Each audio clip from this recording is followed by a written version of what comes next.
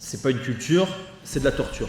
La corrida a toujours été politiquement incorrecte et a toujours suscité la discorde. En tout cas, qu'est-ce que la corrida ?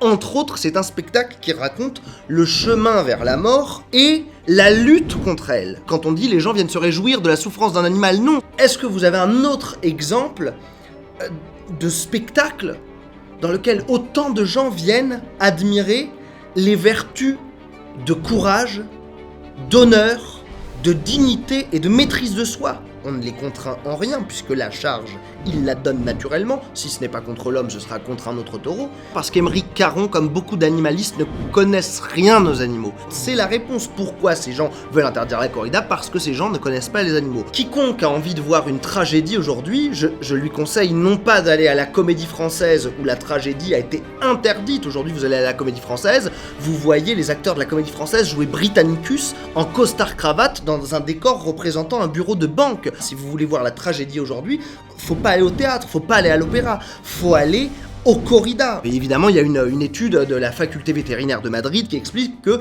le taureau, quand il entre dans l'arène, souffre de stress. Quand il entre dans l'arène, le stress est toujours là, et que lorsque survient la première pique, le taureau libère en quelques fractions de seconde des bêta-endorphines de manière absolument énorme, et que ces bêta-endorphines bloquent les réceptacles de la douleur. Ce qui fait que quand le taureau est piqué, qu'est-ce qu'il fait ? Il ne fuit pas. Il retourne à la pique une fois, deux fois, trois fois, quatre fois. Il ne fuit jamais devant les blessures. Bonjour à tous et bienvenue sur VA+. Aujourd'hui, on va aborder une question qui fait polémique même au sein de nos abonnés, c'est le thème de la corrida.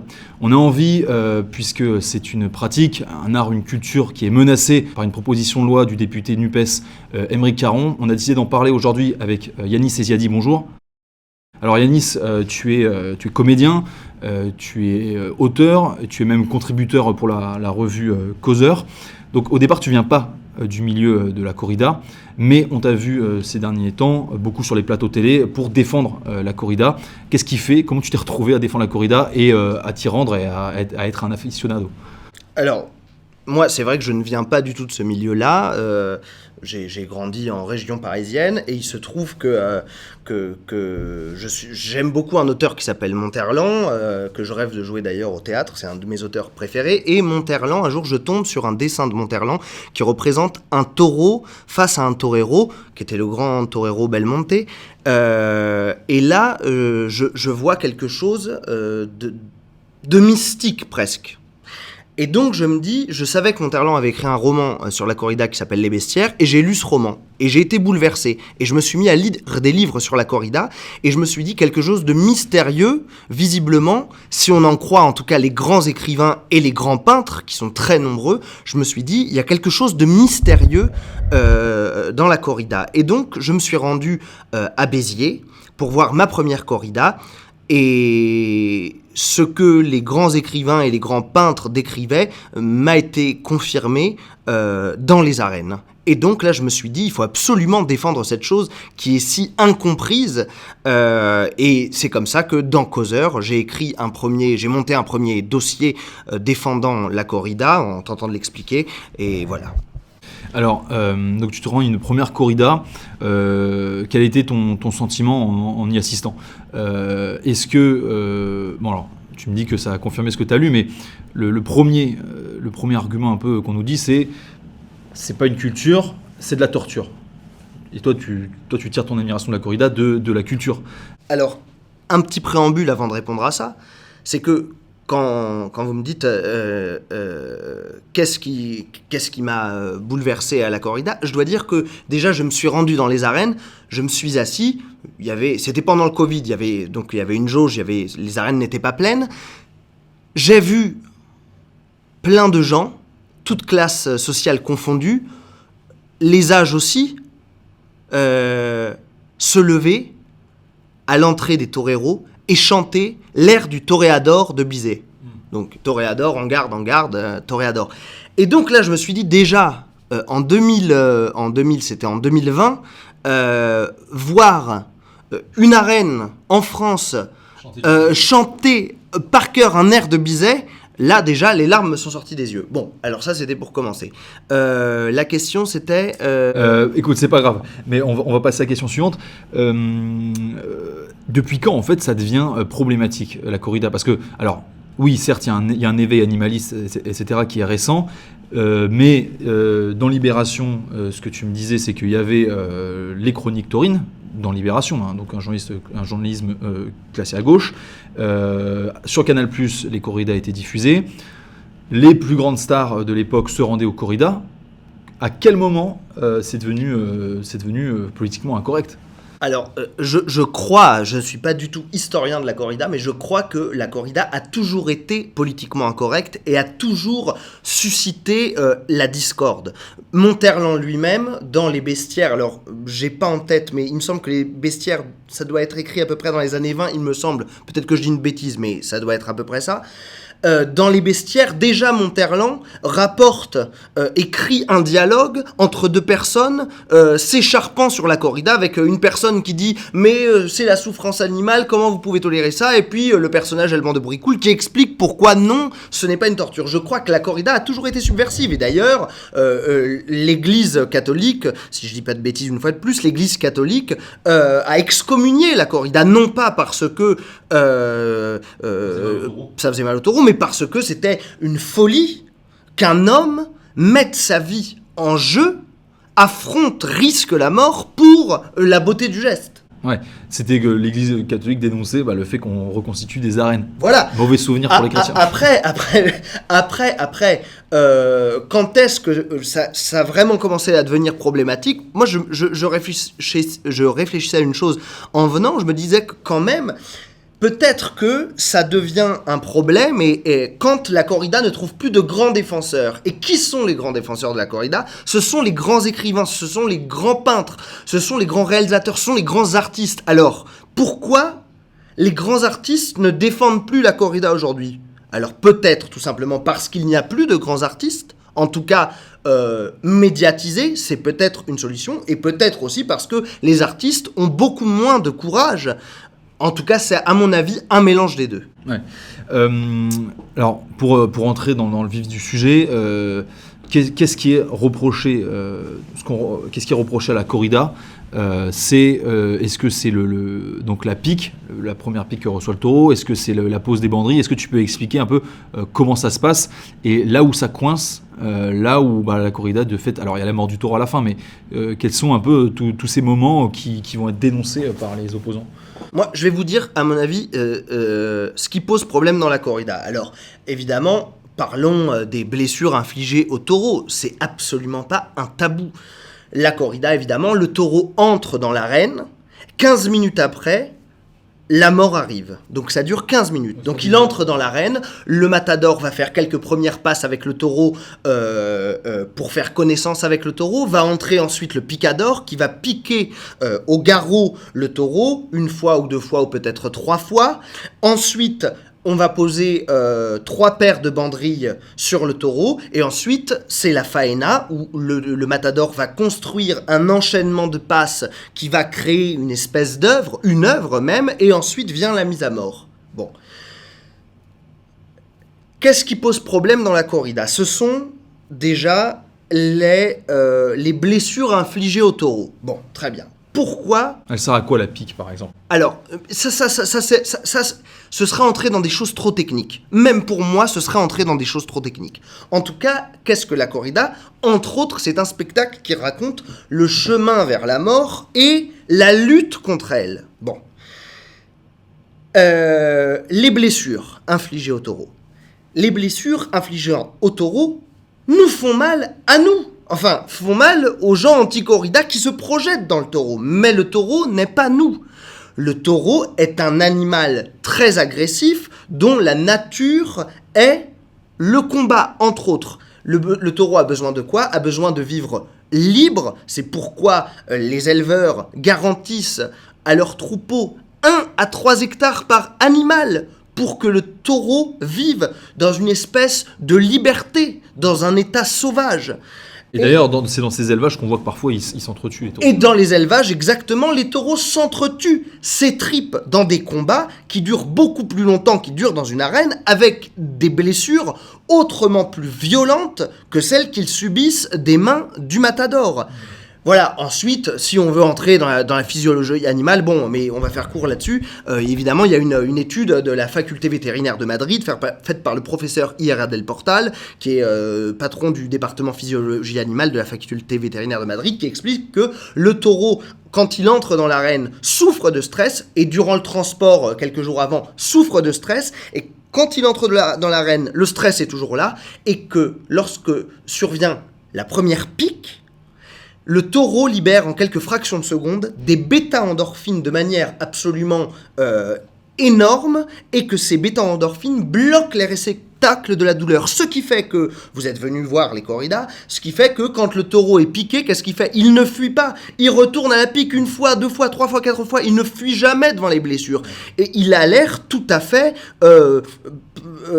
absent de son corps. Ce qui fait que le spectacle est supportable pour le public. Quand on dit les gens viennent se réjouir de la souffrance d'un animal, non, si on voyait la souffrance d'un animal, on voit la mort d'un animal. Si on voyait la souffrance d'un animal, on fermerait les yeux ou on partirait, on boycotterait ce spectacle. Or, c'est le contraire que l'on voit. On voit un animal se battre jusqu'à la mort.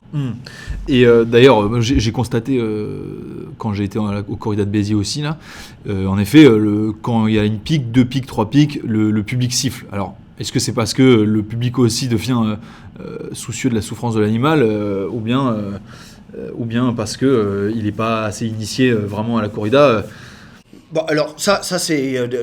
vous interrogerez plusieurs personnes, les gens vous diront des choses différentes. En tout cas, parce qu'il y a un respect voilà, pour et bien évidemment, il y a un respect. Parfois, le public peut trouver, alors peut-être qu'il se trompe, mais en tout cas, trouve parfois que le picador pique trop ou mal le taureau, et donc le siffle. Mais ce qu'il faut dire, si on veut se poser la question du rapport du public de corrida à la souffrance animale, il faut se dire quelque chose. C'est qu'autrefois, jusqu'au début 1900, ça s'arrête début 1900 il me semble, autrefois le cheval sur lequel est le picador n'était pas caparaçonné. Il ne portait pas ce qu'on appelle le caparaçon qui le protège, puisque quand le picador appelle le taureau charge dans les côtes du cheval, et du haut du cheval, le picador pique le taureau au garrot. Autrefois, le cheval n'était pas protégé et on éventrait plusieurs chevaux par corrida, 7, 8, 10 chevaux par corrida.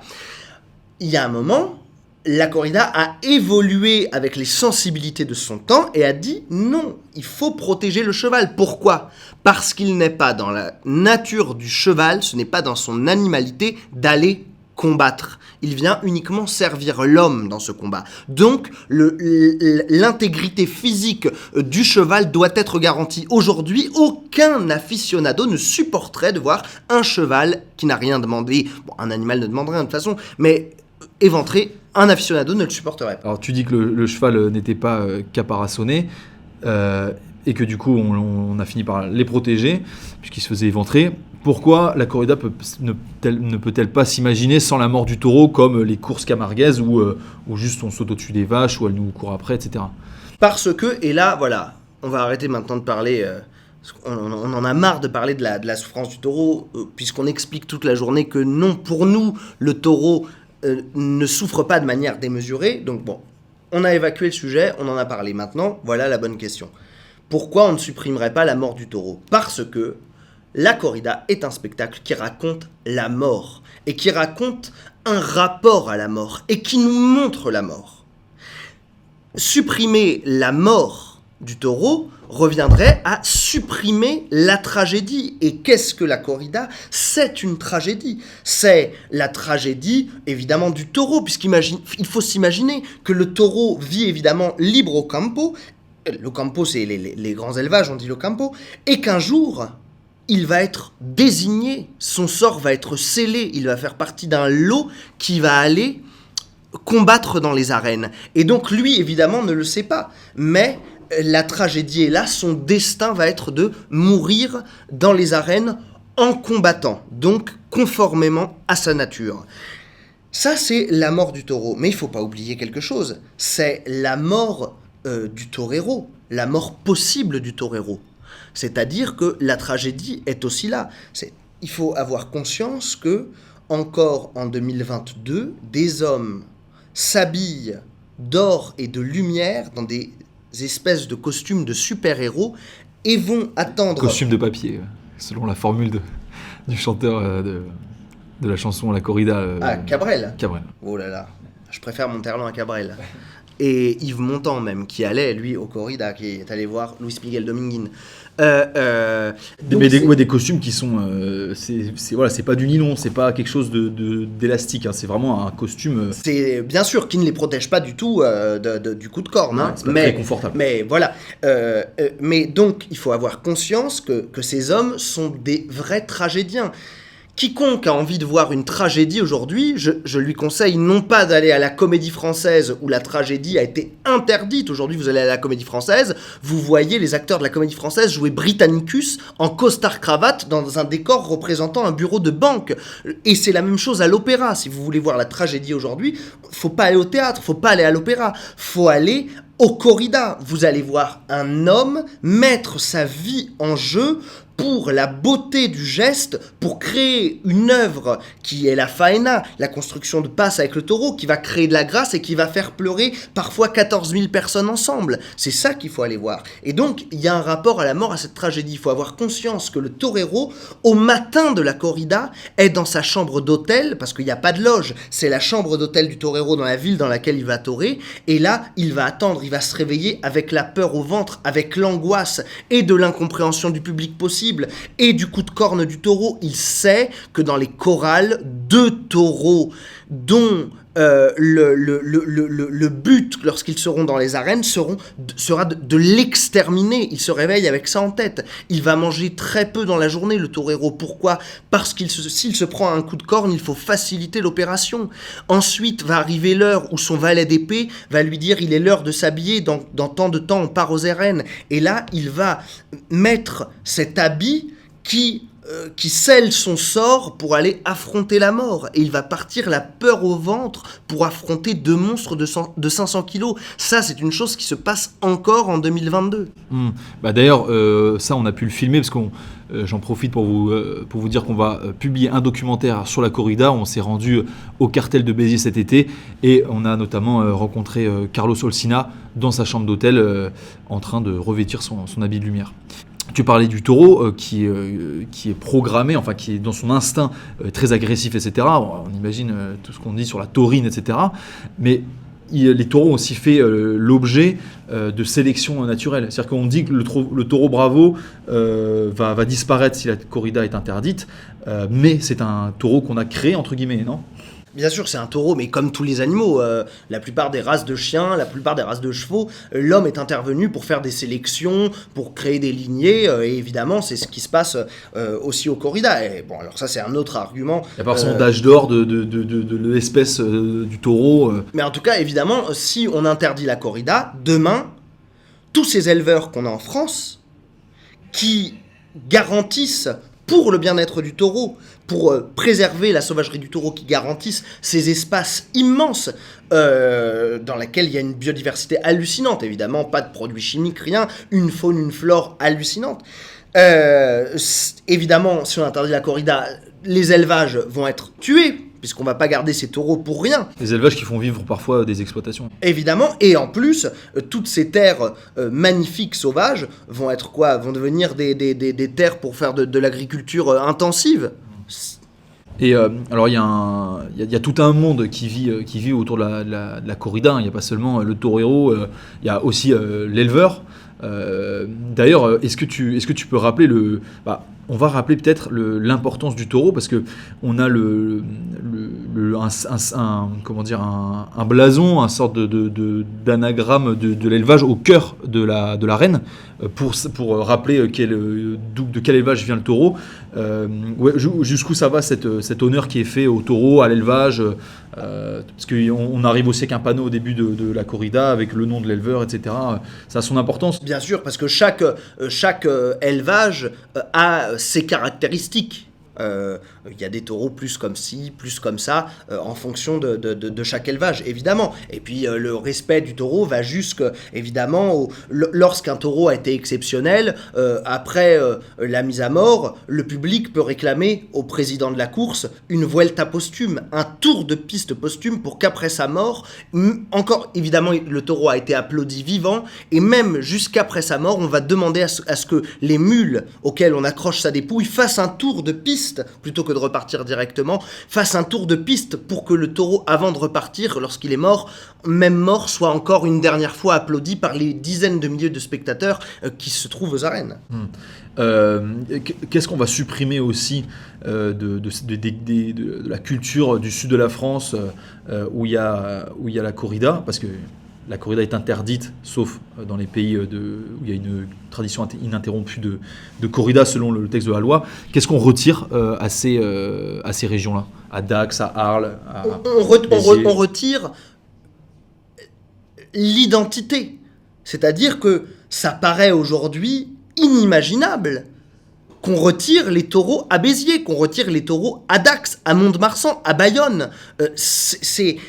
Vous êtes venus, vous avez vu. Et d'ailleurs, c'est très intéressant parce que même les gens qui ne vont pas aux corridas dans ces villes, même les gens qui n'y vont pas, ont plutôt tendance à défendre la corrida. C'est un facteur de lien social. Vous voyez bien que tous les gens qui participent à la feria ne vont pas forcément voir les corridas, mais que tout est sous le signe du taureau. C'est ce qui donne un visage particulier à ces villes. Ouais, c'est vrai, ça on l'a constaté vraiment. Mais il y a aussi toutes ces écoles taurines qui font rêver des jeunes adolescents. Ça pareil, qu'est-ce que ça devient ? Ça se transforme en course camarguaise, ça brise des rêves, j'imagine.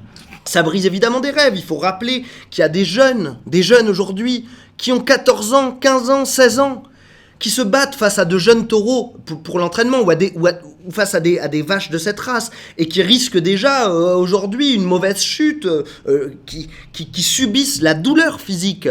Il y a plein de jeunes, vous avez vu Carlos Olsina qui lui est maintenant matador de taureaux, vous avez vu le jeune Esteban, tous ces gens, si vous leur retirez ça, vous leur retirez leur raison de vivre. Mais même plus que les toreros, parce que ceux qui veulent être toreros, c'est vraiment un tout petit nombre de jeunes français. Mais tous les jeunes français qui ont en exemple la corrida, qui prennent le torero pour un exemple à suivre, qu'est-ce qu'on va leur donner ? Est-ce que vous avez un autre exemple de spectacle dans lequel autant de gens viennent admirer les vertus de courage, d'honneur, de dignité et de maîtrise de soi ? C'est tous ces jeunes qui viennent, parce que les arènes sont pleines de jeunes, ils viennent admirer quoi ?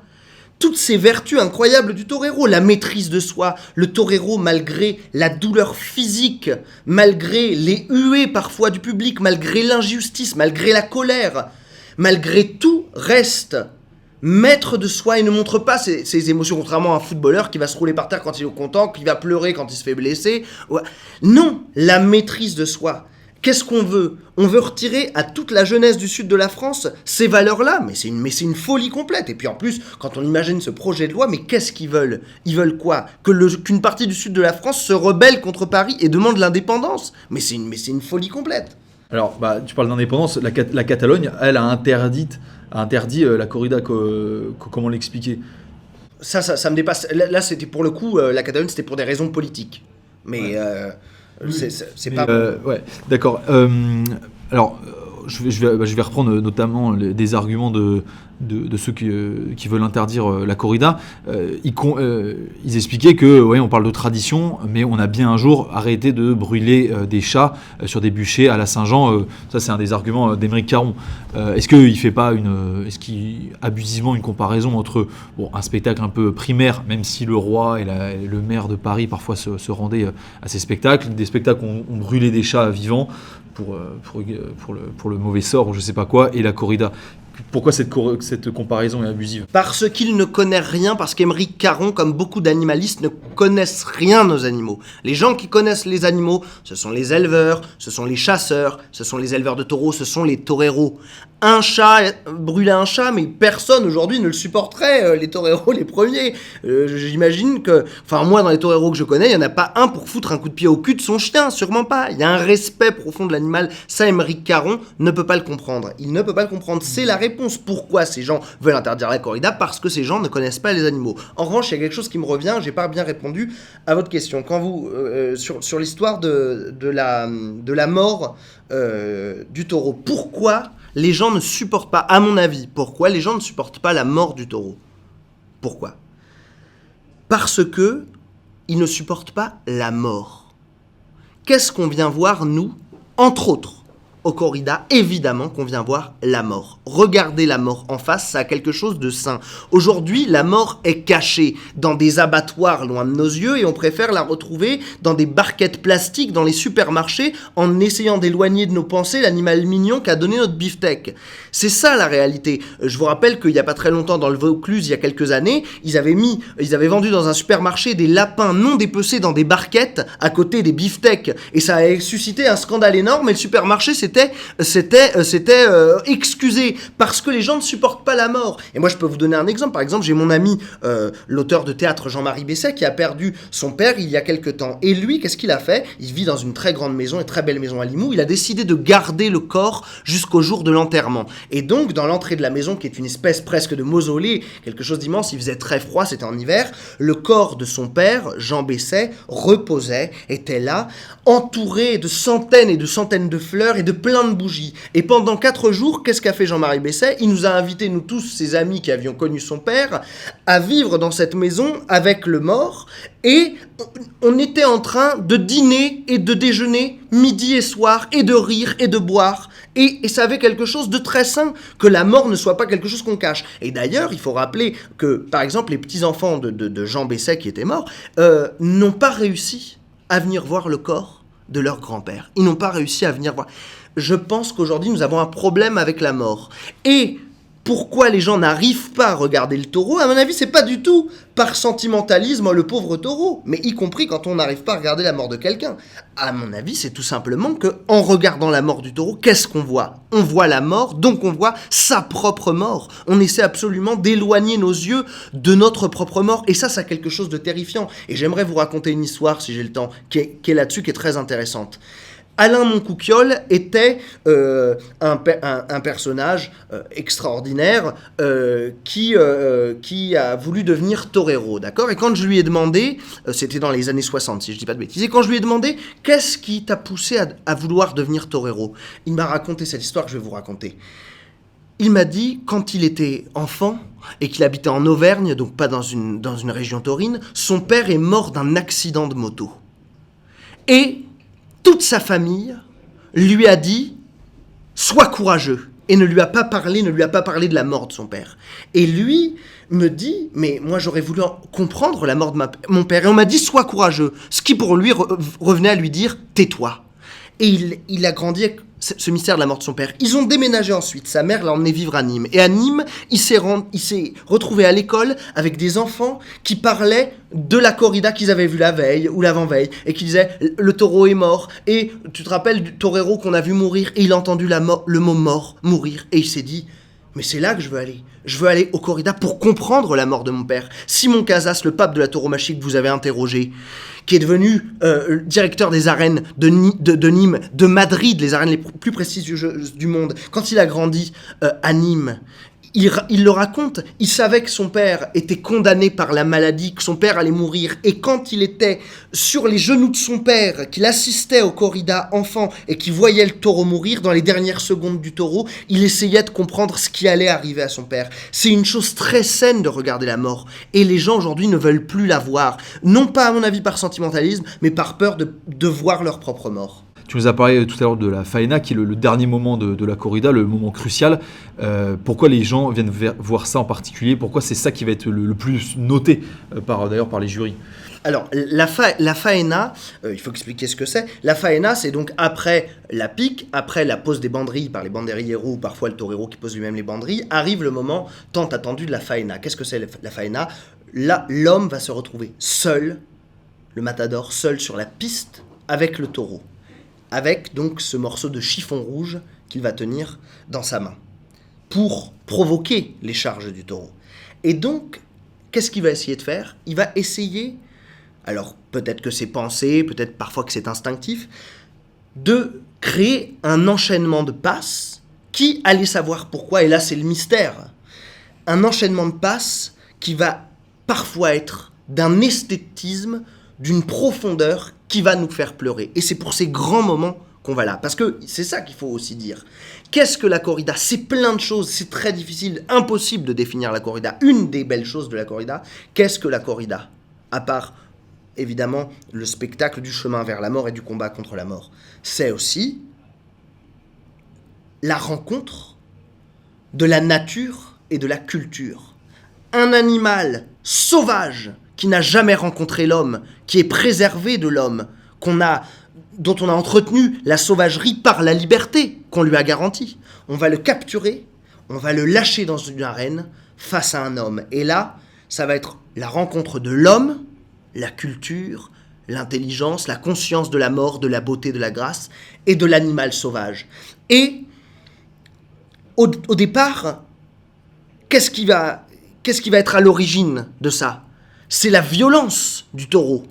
Et de cette violence, de cette envie de destruction, l'homme va essayer de tirer quelque chose de beau, de raffiné. Il va se servir de l'hostilité du taureau, de l'envie du taureau de le détruire pour en faire un partenaire. Il va se servir de l'hostilité du taureau pour créer quelque chose qui va le servir lui et qui va aussi, en tout cas qui ne va pas desservir le taureau. Et donc la faena va être ce moment où toute la violence, toute la sauvagerie va, peut-être si le miracle arrive, et c'est pour ça qu'on va aux arènes, se transformer en douceur, en harmonie. Toute la violence va être gommée. Et l'animal, parfois, sa sauvagerie, son envie de destruction, va parfois s'évanouir. Et en tout cas, l'impression que cela va nous donner, c'est qu'il se prête presque au jeu de la faena et qu'il va devenir le partenaire de l'homme. Et c'est pour ces raisons-là qu'on va voir ça. C'est la fusion entre l'animalité et l'humanité, entre la nature et la culture. Et ça, c'est une chose absolument bouleversante. Et c'est la culture qui l'emporte en quelque sorte. Et évidemment, parce que le taureau et la sauvagerie et la nature, on lâche donc sur cette arène de sable totalement lisse, on lâche la nature, l'ouragan, la sauvagerie. Et l'homme, par son intelligence, alors qu'il devait perdre le combat, parce qu'il est face à une bête de 500 voire 600 kilos, armée de 2 couteaux sur le front, et lui, tout seul, à corps presque nu, devrait perdre le combat. Mais par son intelligence, par sa ruse, va réussir à triompher de la nature et à pacifier le terrain que le taureau avait ensauvagé. Évidemment que c'est le triomphe de la culture, évidemment. Et finalement, si on interdit la corrida, est-ce qu'on coupe encore plus les rapports entre l'homme et l'animal, qui est un peu le rêve antispéciste, qui veut que l'animal soit dans une nature vierge, intouchée, et que l'homme vive de végétaux. D'ailleurs, est-ce que les végétaux souffrent? Ça, ils ne répondent jamais à la question. Est-ce que ça ne va pas couper encore plus l'homme des animaux? Et on voit souvent que les animalistes sont des gens citadins, qui ne sont pas des agriculteurs ou des chasseurs, etc. En tout cas, ça couperait le lien direct entre l'animal sauvage et l'homme, puisque la corrida est un point de rencontre entre l'animal qui n'a jamais subi la domestication de l'homme et l'homme. Donc évidemment que ça couperait un lien, je sais pas, en tout cas, on n'a pas on n'a pas d'autres exemples, je crois, d'animal à qui on offre un état complètement sauvage.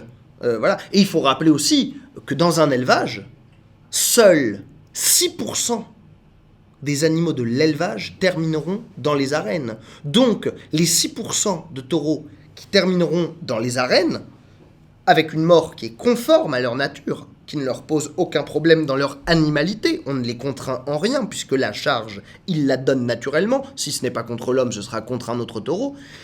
Ces taureaux qui sont sacrifiés, si on veut, dans les arènes, ces 6% de taureaux, garantissent aux 94 autres pourcents de l'élevage une vie et des conditions de vie absolument extraordinaires.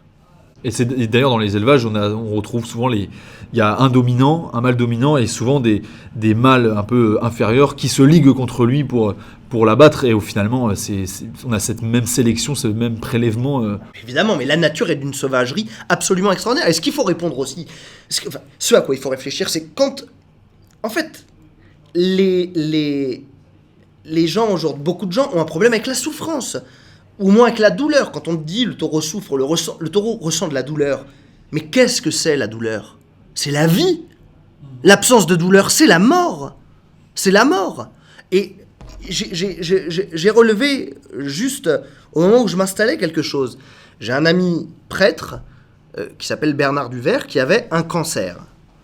Et qui se battait contre un cancer sur son lit d'hôpital. Voilà. Et l'autre jour, j'étais en train d'écrire un texte sur la corrida et j'apprends sa mort. Et je remonte dans les SMS qu'il m'envoyait, puisque j'échangeais souvent avec lui sur la corrida.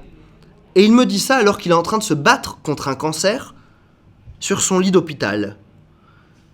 Il me dit, à la fin de son message, il me dit « Nous sommes tous des taureaux qui n'avions au départ jamais demandé d'entrer dans les arènes de cette vie, tôt ou tard, un matador nous attend pour le combat final, à nous les arènes. » Mais évidemment, enfin, je veux dire, la douleur fait partie de la vie. C'est une folie de vouloir supprimer la douleur. Mais quand on imagine qu'aujourd'hui, on crée même des raisins sans pépins, parce que ça gêne les gens de tomber de temps en temps sur un pépin, voilà, plus de fatigue. Oui, le taureau, il court, il se fatigue. Mais oui, les gens veulent plus se fatiguer, ne veulent plus rien, plus même de raisins dans les pépins, de pépins dans les raisins. Et d'écorce sur les oranges. Mais évidemment. Peut-être pour conclure, est-ce qu'on peut revenir sur cette phrase d'Aymeric Caron, c'est un petit pas pour l'animal, un grand pas pour l'homme. Alors oui, moi, ce que j'ai envie de dire à ça, c'est la seule phrase intelligente d'Aymeric Caron. Évidemment que c'est un petit pas pour l'animal. Ce n'est même pas un pas du tout. C'est un pas pour les animalistes. Mais pour quel pas pour l'animal ? Qu'est-ce que ça change ? Est-ce que vous croyez vraiment que le taureau va se dire « Oh, mais c'est formidable, il n'y a plus de corrida !» Mais c'est une folie. C'est une folie. Faut que Monsieur Caron aille expliquer aux taureaux que c'est pas bien de se battre, parce qu'ils passent leur temps à faire ça, les taureaux. Donc faut aussi qu'il aille leur expliquer à eux. Ça n'a aucun intérêt. C'est-à-dire qu'ils considèrent que le taureau aurait une sorte de conscience de classe. Et d'ailleurs, les animalistes parlent d'abolition, comme s'il s'agissait d'abolir l'esclavage ou la traite, la peine de mort. Enfin, c'est la nature qu'ils veulent abolir. C'est la nature. C'est la nature, puisque la corrida, c'est la préservation de la nature, et c'est l'homme qui va à la rencontre de la nature. Ils veulent abolir la corrida parce qu'ils haïssent la nature, voilà. Point barre. Je pense que c'est assez bien résumé l'antispécisme. Parfois, il y a aussi la mort du torero. Est-ce que ça arrive souvent ? Alors, la mort du taureau est assez peu fréquente, évidemment. Sinon, on arrêterait probablement les corridas. L'homme sait qu'il a toutes ses chances par son intelligence de vaincre le taureau. Mais évidemment que le torero, déjà, s'il ne subit pas la mort, il subit la douleur physique. Vous regardez un torero nu, son corps est couvert de cicatrices. Ensuite, aujourd'hui, les toreros meurent peut-être un peu moins, tout simplement parce que la médecine a évolué. Bon.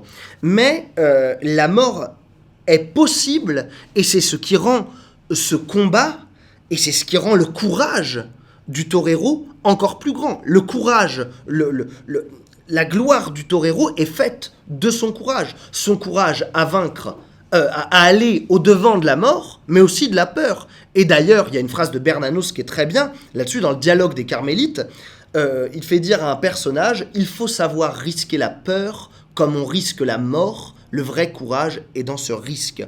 Évidemment qu'il y a la peur de la mort, mais il y a la peur de la peur. Bon. Et la mort du torero arrive et fait que ce spectacle est une tragédie puisque la mort est possible. Et là-dessus, j'aimerais dire quelque chose. Il y a un très grand torero. Le premier grand torero français de carrière internationale, c'était Nimeño. Nimeño qui est mort, je crois, à 37 ans, tué par un taureau de Miura, la race la plus dangereuse, la plus agressive.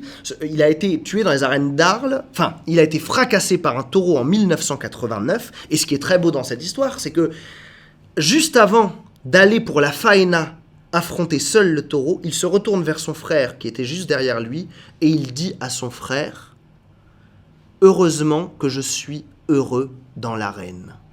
Et 2 minutes après, ce taureau le fracasse. Et quelques temps après, parce qu'il sait qu'il n'aura plus la même vie, Nimeño II se suicide. J'aimerais dire ces mots de Jean Cau. Jean Cau qui est parmi, évidemment, il faut rappeler qu'il y a tout plein de grands écrivains qui ont écrit sur la corrida, et Jean Cau a écrit quelques mots sur la mort de Nimeño.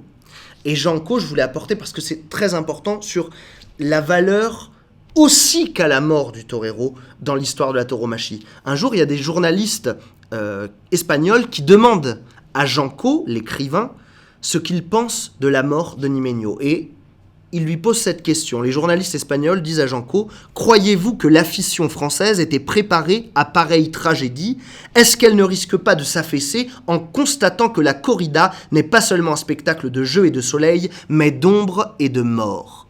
Et Jean Cau dit qu'il répond « Non seulement que nous étions préparés et que nous savions, mais qu'à notre chagrin se mêlait, oui, une sorte d'orgueil. Nous pouvions dire, nous avons eu en France un grand torero, et ce maître, ce français aussi, comme Joselito, Granero, Sanchez Mejías, Manolete, Paquiri, Alillo, ce sont des toreros qui ont été tués par des taureaux, comme tant d'autres figuras, éclairé de ferveur par l'histoire ou par nos propres mémoires, ce français, lo mató el toro, l'a tué le taureau comme le chanterait en vieux français, sur un air de vieille, une douce ballade, et s'en est allé le preux matador, en Nîmes, sa bonne cité.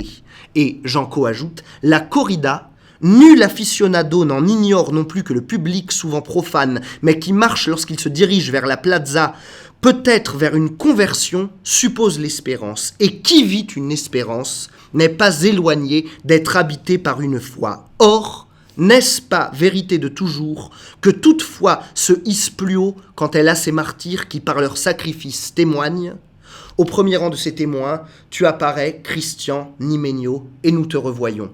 Tu racles le sable de tes escarpins, tu assures ta montera sur ta tête, tu ébauches du pouce un signe furtif, et au bord de tes lèvres, et, bras raides, tu t'avances, pour toujours tu t'avances. S'en est allé notre Nimeño, et chante notre copla sa peine noire, mais la mort ne l'a pas vaincu, il allait au taureau, il est allé vers elle. Et ça, c'est tout le mystère de la corrida, c'est ce, entre autres, qui fait pourquoi nous allons au corrida. On va au corrida, évidemment, parce que si le taureau, on pense que le taureau ne souffre pas, parce que, évidemment, c'est une forme d'écologie, la préservation de ces grands espaces qu'on garde pour le taureau, mais c'est surtout parce que dans les arènes, il se passe un mystère, une grâce, qui, moi par exemple, je ne suis pas croyant en Dieu particulièrement, mais lorsque j'assiste à ça, je me dis qu'il y a quelque chose de supérieur, qu'il y a comme un ange, peut-être l'art, qui descend à un moment dans les arènes, et ça, c'est la chose bouleversante qui fait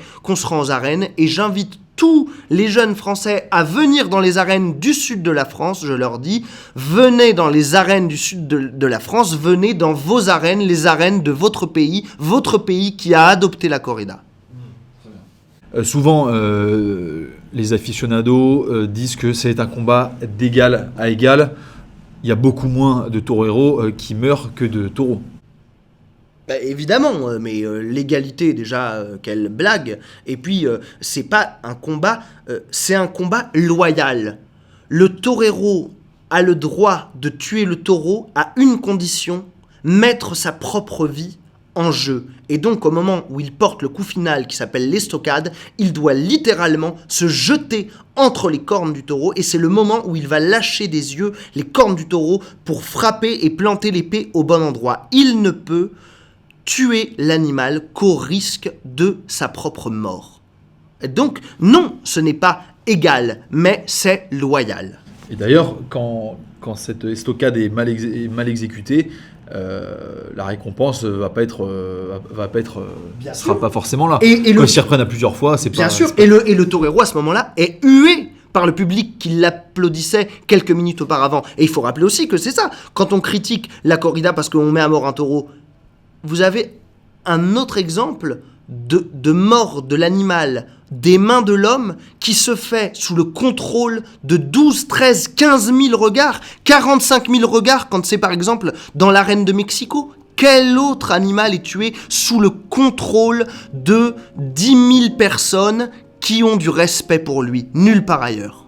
Eh ben, merci beaucoup Yanis Eziadi d'être venu Merci à vous. nous parler de corrida. Et je vous remercie à tous d'avoir suivi cette vidéo. On se dit à très bientôt pour notre documentaire justement sur la corrida.